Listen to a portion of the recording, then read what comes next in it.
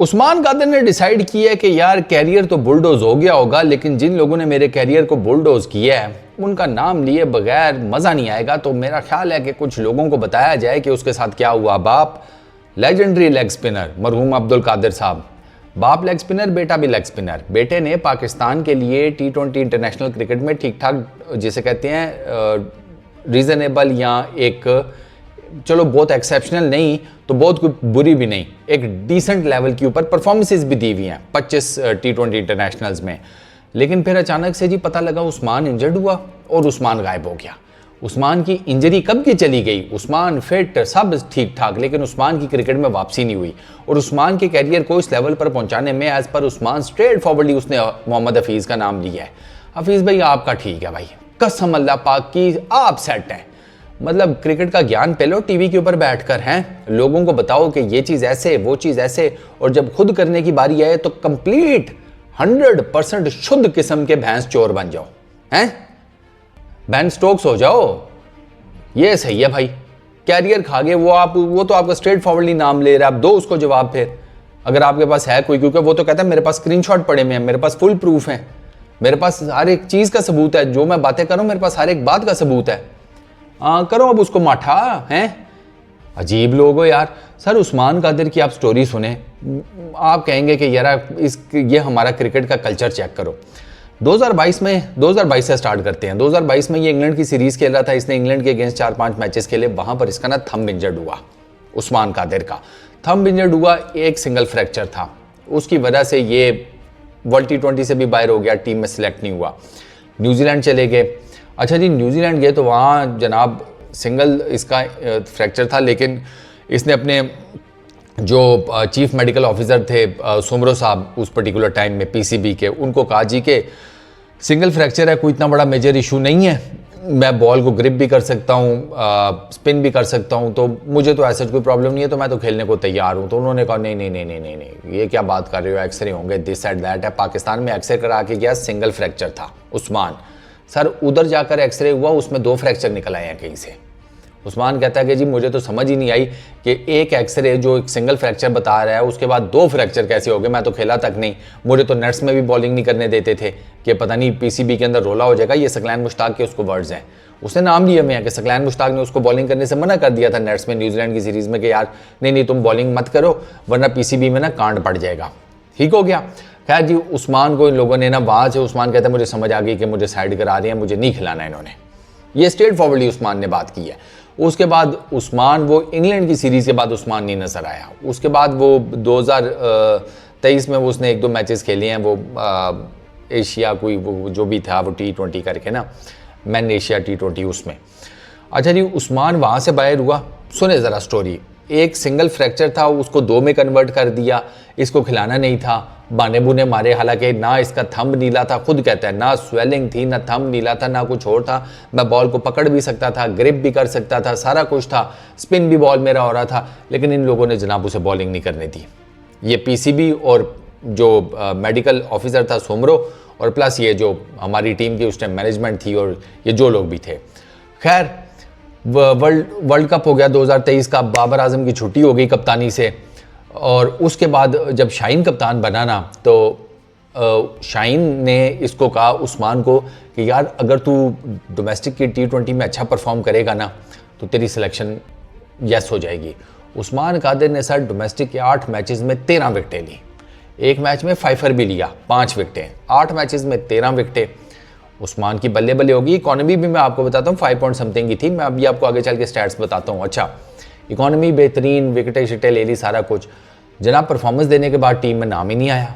New Zealand की series में ये जो जनवरी में हम गए हैं और उसमें नाम नहीं आया, तो इसने पूछा शाहीन से यार मेरा नाम क्यों नहीं आया, मैंने तो परफॉर्मेंस भी दी हुई थी। शाहीन कहता है यार हफीज़ ने मना कर दिया, हफीज़ भाई जो है वो कह रहे हैं नहीं थे तुझे नहीं सिलेक्ट करना, तो इसकी वजह से अब हम तो कुछ नहीं कर सकते, वो डायरेक्टर हैं, टेक्निकल डायरेक्टर हैं टीम के, तो इस वजह से आपकी सिलेक्शन नहीं हो सकती। तो उस्मान कहता है कि यार ये फिर अब आप देख लेना, ये ज़्यादती नहीं है तो और क्या है। अच्छा प्लस फिर उससे वो बाबर आजम से रिलेटेड पूछा गया कि जब वो कप्तान था तब क्यों नहीं सिलेक्ट किया गया, वहाँ पर वो रिलक्टेंट था डिटेल में बात करने से रिलेटेड, वहाँ पर उसने साइड मारी है उस्मान ने। आप वो इंटरव्यू देखें, उस्मान ने वो बात ना क्या है कि यार इसको इस चीज़ को रहने दें, क्योंकि अगर मैं इस रिलेटेड बात करूँगा तो उस बात के कई एंगल बन जाएंगे, बात मल्टी डायरेक्शनल हो जाएगी। जो मेन मुद्दा है उससे तवज्जो हट के मल्टीपल सब्जेक्ट्स के ऊपर चली जाएगी। तो इस वजह से बाबर आजम का इस सब में क्या रोल है उसके ऊपर मैं ज़्यादा बात नहीं करूँगा।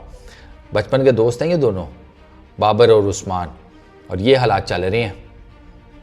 अल्लाह का शुक्र है मुझे ऊपर वाले ने बचपन के दोस्त बड़े अच्छे दिए हैं। यकीन करें कंड नहीं लगने देते किसी चीज़ के साथ, मतलब कवर नहीं लगने देते, कुशन देते हैं। इधर बचपन के दोस्तों में ये है कि वो रिलक्टेंसी आ गई है बात करते हुए। यार सामने है ना, अब झूठ क्यों बोलूं, मेरे से नहीं बोला जाता भाई। जो चीज़ है ना, वो जो चीज़ नज़र आ रही है, मेरा ज़मीर नहीं गवारा करता कि भाई मैं कह दूं कि नहीं दोस्तों की आपस में होगी घंटा होगी, कुछ नहीं है, साफ नज़र आ रहा है। उसकी रिलक्टेंसी जो है वो साफ नज़र आ रही है कि वो नहीं बात करना चाहता इस बारे में। वरना बचपन के दोस्त के बारे में कोई क्यों नहीं बात करता? आप नहीं करते, मैं नहीं करता। बचपन के दोस्त आपके जो हैं उनसे छुपा क्या होता है आपका? खैर, अच्छा ये भी हो गया। अब जनाब उस्मान साइड पर है, वो अब को खेल कोई पा नहीं रहा, और डोमेस्टिक में उसकी परफॉर्मेंसेज हैं। बीपीएल भी वो रिसेंटली खेल के आया, उसमें भी उसकी डिसेंट परफॉर्मेंस है, लेकिन वो टीम में सिलेक्ट नहीं हो पा रहा। ये अभी वर्ल्ड कप की जो टीम है उसमें देख लें जो नूरे डाले में हैं। 25 T20 इंटरनेशनल मैचेस हैं उस्मान के, पाकिस्तान के लिए 21 इनिंग्स हैं। अच्छा 573 इसने रन कंसीड किए हैं, 31 विकटें हैं इसकी। 25 मैचेस में 31 विकटें, 4 for 13 इसका बेस्ट है। 18 की बॉलिंग एवरेज है, 7.95 की इकॉनमी है। 25 में से ना सिर्फ 5 मैच ऐसे हैं, ये ज़रा गौर से सुनिएगा। 25 में से सिर्फ 5 मैचेस ऐसे हैं जिसमें इस बंदे को 10+ की इकॉनमी से मार पड़ी है, सिर्फ 5 मैचेस। बाकी सब में 5, 6, 7, 8 इसकी इकॉनमी है, विकेट 31 अलग से, और ये लेग स्पिनर हम नहीं खिला रहे। अच्छा एक चीज़ ये आगे सुने ज़रा। रिसेंटली ये बीपीएल खेल के आया है, 5 इनिंग्स में 4 विकटें, 5.75 की इकॉनमी। ठीक हो गया। मैं आपको कम बताता हूँ। नेशनल T20 8 इनिंग्स 13 विकटें, 6.72 की इकॉनमी, 13 की एवरेज नेशनल T20 में। पाकिस्तान कप में सुने 7 इनिंग्स 6 विकटें, 5.35 की इकॉनमी। कायद आज़म ट्रॉफी में 2 इनिंग्स ही खेला है, उसमें भी इसने 6 विकटें ली हैं। कायद आज़म ट्रॉफी में वो 6 विकटें 2 इनिंग्स में। ठीक हो गया। अच्छा उसके अलावा मेंस एशिया T20 वो जो जिसका मैंने आपको बताया था उसमें भी इसकी 2-4 विकटें हैं। अच्छा ग्लोबल T20 वहाँ पे 4 इनिंग्स खेला, 3 विकेट्स ली, 7.21 की इकॉनमी। ये इसके मैंने आपको मोटे मोटे स्टैट्स बताए हैं। ये लड़का बाहर है सर। अब किससे सवाल करें? हफीज़ को पकड़ें, बाबर को पकड़ें, शाहीन को पकड़ें, पिछले पीसीबी की मैनेजमेंट को पकड़ें, इसके वो मेडिकल डॉक्टर को पकड़ें, डॉक्टर सोमरो को, कि जिसने इस बेचारे का सारा केस ख़राब कर दिया। डॉक्टर सोमरो, उनका मैं आपको पूरा नाम भी बता देता हूँ हज़रत का, नजीब सोमरो जी। नजीब सोमरो ये ऑस्ट्रेलिया से आए थे।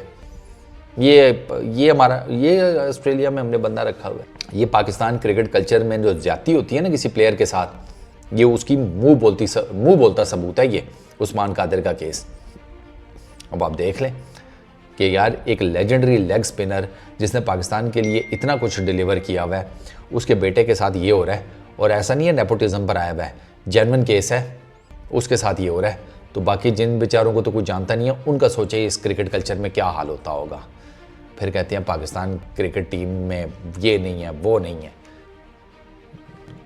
मेरे मुंह से ना गाली निकला नहीं है फिर कोई।